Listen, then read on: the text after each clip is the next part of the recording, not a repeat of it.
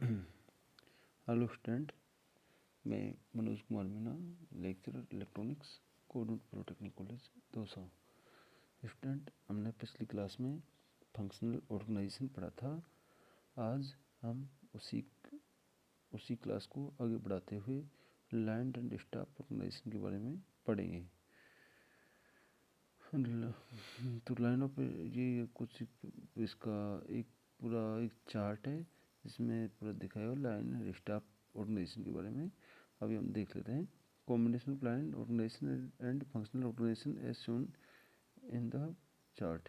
जो भी line organisation है और फंक्शनल ऑर्गेनाइजेशन है ये पूरे चार्ट में दिखाया गया है, जिसमें सबसे ऊपर बोर्ड ऑफ डायरेक्टर है, उसके बाद मैनेजिंग डायरेक्टर और मैनेजिंग डायरेक्टर के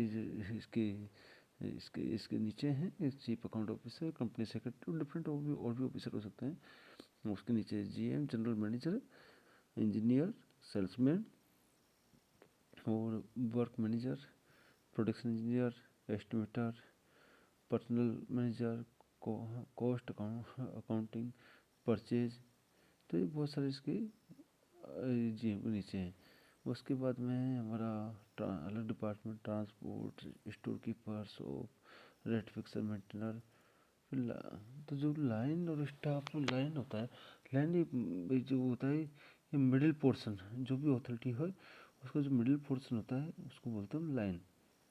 लाइन और स्टाफ की क्या एक आर्मी से निकली हुई टर्मिनोलॉजी है, जो ये आर्मी में काम आती है, तो वहीं से निकली हुई टर्मिनोलॉजी है। तो जो मिडिल संगठन में जो मिडिल स्तर का जो काम होता है वही लाइन होता है। अब हम लोग देखते हैं इसको। तो line is the middle portion in which authority flow from top to bottom.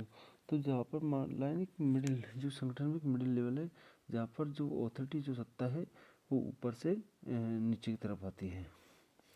यह जो लाइन वाले लोग हैं ये जो भी पॉलिसी बनती है उनको क्रियान्वित करने का कार्य करते हैं। साथ ही मैन्युफैक्चरिंग के कार्य पर भी फोकस करता है। जो भी एक तो पॉलिसी को क्रियान्वित करवाता है और मैन्युफैक्चरिंग के कार्य पर भी फोकस करता है। साथ ही मैन्युफैक्चरिंग और जो स्टाफ होता है वह विशेषज्ञों का समूह होता है। और जो स्टाफ लाइन के अलावा जो दूसरा टर्म है स्टाफ, वह विशेषज्ञों का समूह होता है जो अलग अलग स्तरों पर कार्य करता है। सभी प्रकार के design, work, planning, policy, marketing के लिए स्टाफ जिम्मेदार है। तो ये विशेषज्ञ लोगों का समूह होता है। स्टाफ मोस्टली विशेषज्ञ, कुछ सामान्य लोग होते हैं किसी संगठन में, कुछ विशेषज्ञ। तो जो विशेषज्ञ लोगों का संगठन समूह होता है वो एक स्टाफ उसके लिए स्टाफ जिम्मेदार है। लाइन के अधिकारी जैसे वर्क मैनेजर्स, अपने शॉप मैनेजर निगरानी का एवं नियंत्रण कार्य अपने सबऑर्डिनेट पर करते हैं। ये क्रम में अनुशासन मेंटेन करते हैं। जो लाइन वाले अधिकारी संगठन में जो भी डिसिप्लिन है उसको मेंटेन करते हैं और उत्पादन के टारगेट को पूरा करवाते हैं। और स्टाफ के अधिकारी विशेषज्ञ होते हैं, विशेषज्ञ कार्य करते हैं और लाइन के एग्जीक्यूटिव से सलाह करते हैं। जनरल मैनेजर बहुत ज़्यादा महत्वपूर्ण एक पद होता है।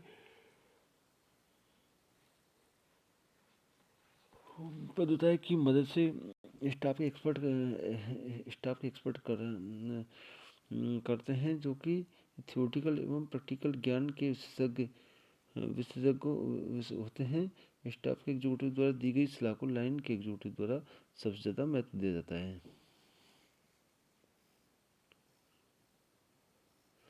स्टाफ के सदस्य, जो भी स्टाफ के सदस्य विशेषज्ञ लोग होते हैं, इस जो भी इनोवेशन है, रिसर्च इनोवेशन, उसका कार्य भी करते हैं।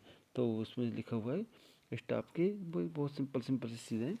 इसमें जो स्टाफ के सदस्य हैं, जैसे जो भी शोध है, इनोवेशन है और जो नई टेक्नोलॉजी आ रही है उस सारी चीज़ों का अध्ययन करते हैं। वैसे ही बड़े उद्योग में प्रबंधक के लिए यह भी संभव नहीं है कि वे सारे कार्य दक्षता से कर ले।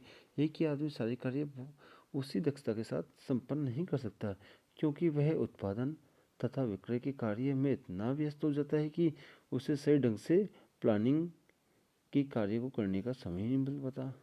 तो समय का भी कंस्टेंट होता है और जो आदमी है उसकी स्किल का भी कंस्टेंट है।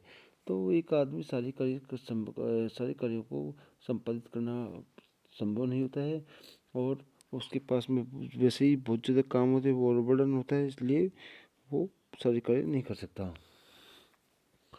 Line line discipline way line discipline व स्टेबिलिटी देती है, जबकि एक्सपर्ट एज इंस्ट्रक्शन एवं इंफॉर्मेशन देते हुए एफिशिएंसी में सुधार का योगदान देते हैं।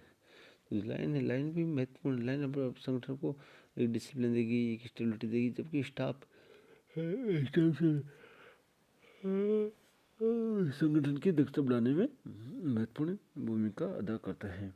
स्टाफ केवल उसी बाकी क्रियाकलापों को कंट्रोल करता है जिसमें वे विशेष योग्यता रखते हो। तो जो स्टाफ के लोग हैं जो उसी कार्य को कंट्रोल करेंगे जिसमें उनको विशेष योग्यता हो। अब इनके कुछ एडवांटेज देख लेते हैं। Combination of good points.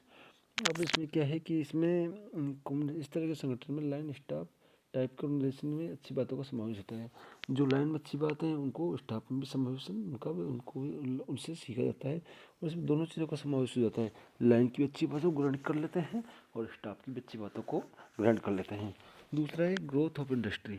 इस तरह के ऑर्गेनाइजेशन से उपक्रम की प्रगति, जो हम लोगों को जो हमारी इंडस्ट्री की प्रकृति एवं नियंत्रण के ज़्यादा चांस रहते हैं। जो इसमें दोनों चीज़ें दो चीज़ों का समन्वय है, तो इसमें जो जो भी संगठन उसकी ग्रोथ के और उसके कंट्रोल के ज़्यादा चांस रहते हैं, क्योंकि इंडस्ट्री के कार्यों का विभाजन सिस्टमेटिक तरीके से होता है। जो भी इंडस्ट्री है उसमें जो डिवीजन ऑफ वर्क है वो बहुत सिस्टमेटिक तरीके से होता है, और जो भी HODs के पास उत्पादन गतिविधियों को व्यवस्थित निगरान रखने का पर्याप्त समय मिलता है, और इससे अनुशासन और नियंत्रण ये भी अच्छे से होता है। उत्पादन को होने के लिए अनुशासन का होना बेहद ज़रूरी है।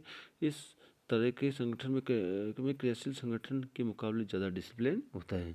अब यहाँ पर स्पेशलिस्ट भी होते हैं, तो उनकी जो राय है उसका भी उपयोग किया जा सकता है।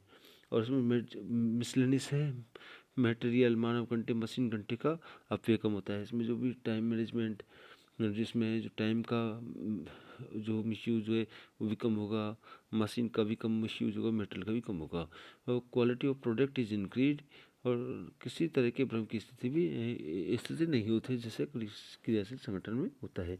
यह सुनियोजित है एवं विशेषज्ञतापूर्ण होता है।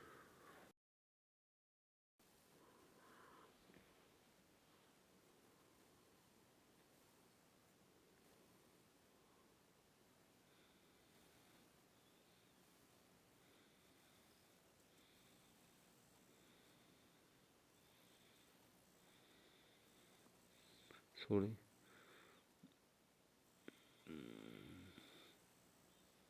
अब इसके कुछ कुछ इसके डिसएडवांटेज हैं। डिसएडवांटेज के अंतर्गत इसमें थोड़ा सा भ्रम की स्थिति पैदा हो जाती है। चांस ऑफ कन्फ्यूजन, लाइन एवं स्टाफ के सदस्यों के बीच भ्रम की स्थिति उत्पन्न हो सकती है यदि जो फंक्शन क्लियर कट डिफाइंड या डिस्ट्रीब्यूटेड नहीं है। तो मान लो कोई फंक्शन डिस्ट्रीब्यूटेड नहीं है, क्लियर कट, तो उनके बीच में कन्फ्यूजन की स्थिति हो जाएगी। Limitation of experts.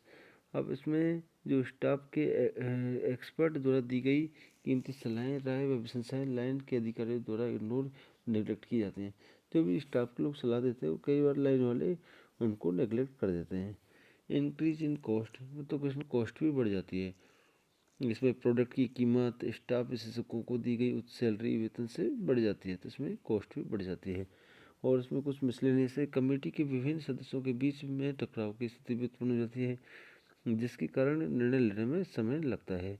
तो जो भी कमेटी के डिफरेंट सदस्य उनके बीच में एक टकराव की स्थिति बन जाती है। क्रियाशील ऑर्गेनाइजेशन संगठन की तरह इसमें विशेषज्ञ ज्ञान, एक्सपर्ट तथा जो इसमें जो गाइडेंस नहीं मिल पाता। उच्च वर्ग में दायित्व की कमी रहने से डिसिप्लिन अच्छा नहीं रहता है। किसी भी डिपार्टमेंट में होने वाली जो ढील कार्य को प्रभावित करती है, रेगुलेस कार्य को प्रभावित करती है। मध्यम व बड़े उद्योगों में इसका यूज होता है, ऑटोमोबाइल उद्योग में इसका यूज होता है।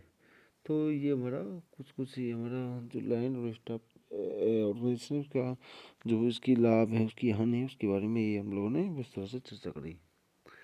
तो आज क्लास हम लोग यहीं पर ख़त्म करते हैं।